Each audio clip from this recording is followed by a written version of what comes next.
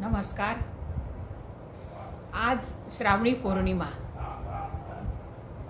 त्याचबरोबर रक्षाबंधन, बहीण भावांच्या अतूट नात्याचं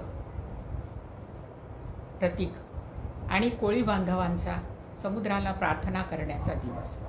पण त्याचबरोबर आजचा महत्त्वाचा दिवस म्हणजे आज विश्व संस्कृत दिवस. आणि संस्कृत दिवसाच्या निमित्ताने आज आपण संस्कृत सुभाषितांनी संस्कृत भाषेचा गौरव करूया असं ठरवलं.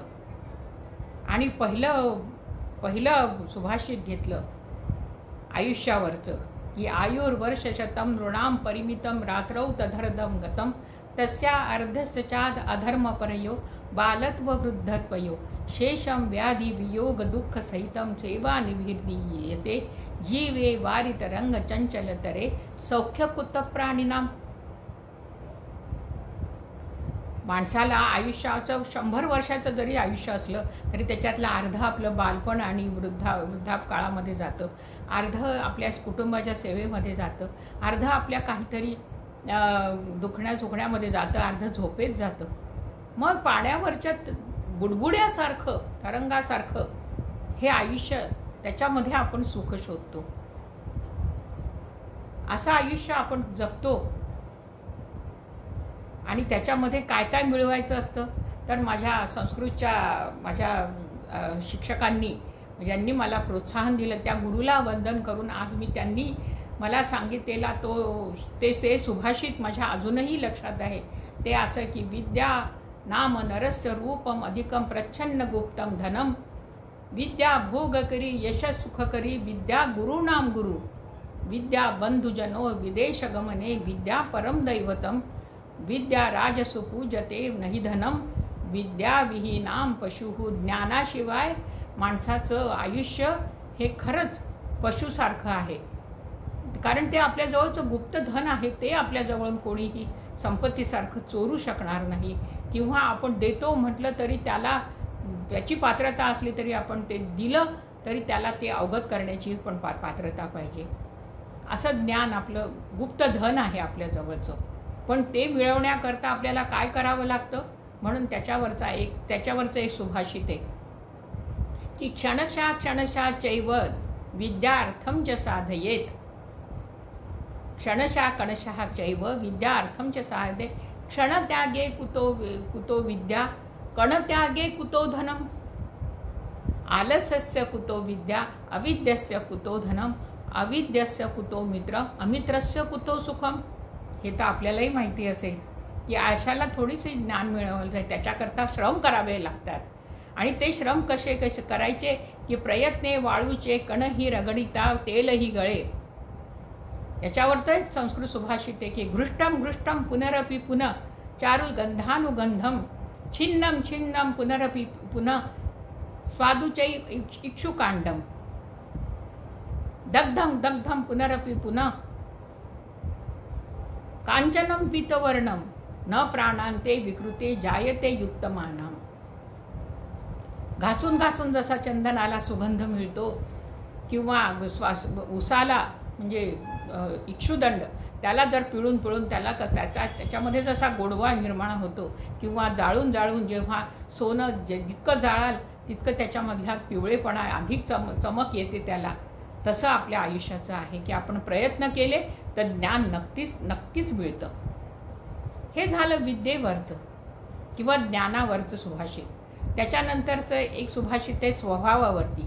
माणसाचा स्वभाव कसा असतो की काक पद्म मने रतीन कुरुते हंसो न कुपोदके.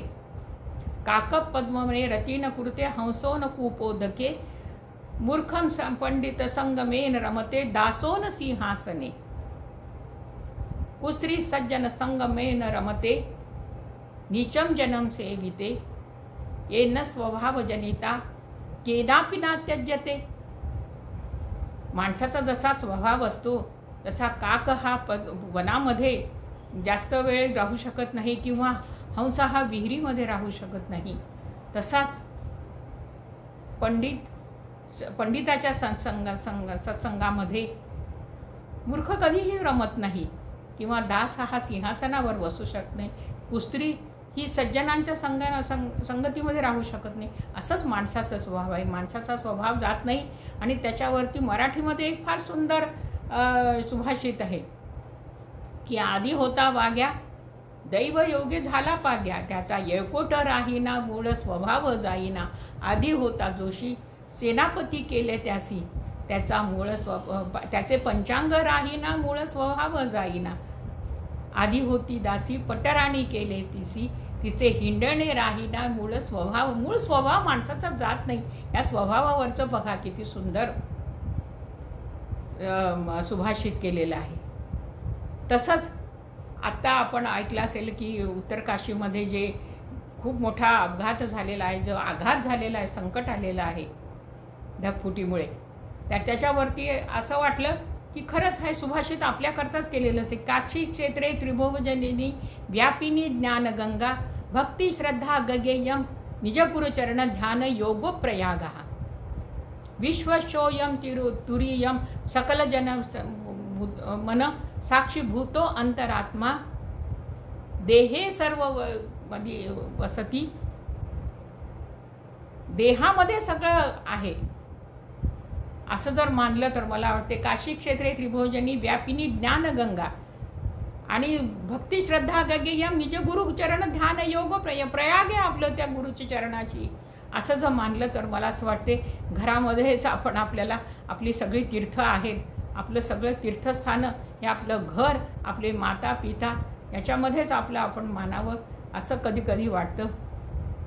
आणि असे हे संस्कृत अनेक सुभाषितं आहेत. आणि कीर्तनकार प्रवचनकार हे रंगवून त्याच्यावर त्याचं विवरण करून सांगतात, तेव्हा खरंच असं वाटतं की ही देववाणी किती सुंदर आहे हो.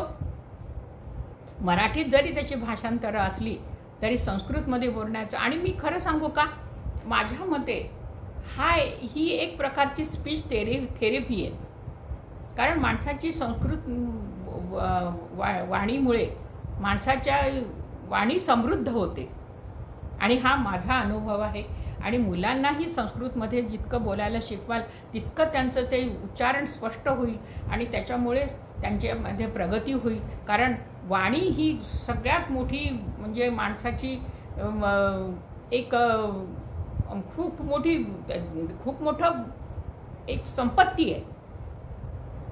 वाणीमुळेच माणूस बोलू शकतो. चांगलं बोलल्याने माणसाचा प्रभाव वेगळा पडतो. माणूस समृद्ध होतो, आत्मोन्नत होतो. आणि म्हणून या संस्कृत भाषेच्या गौरवासाठी आज सुभाषितं सादर केली. अशीच सुभाषितं आणि श्लोक घेऊन आपण पुढे जाऊया. नमस्कार.